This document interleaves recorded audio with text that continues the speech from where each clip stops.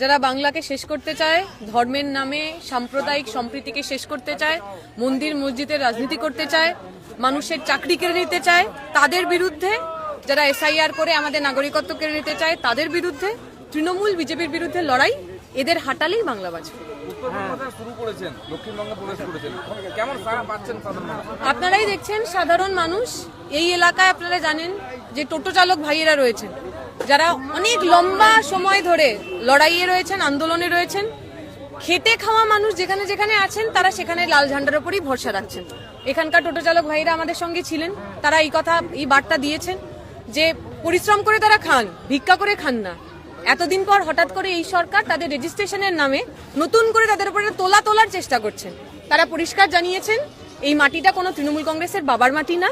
আমরা প্রত্যেক এখানে গতর খাটিয়ে খাই। যে জুলুম তারা করতে চাইছেন তার বিরুদ্ধে তারা লড়ছেন এবং লাল ঝান্ডা তাদের সঙ্গে রয়েছে।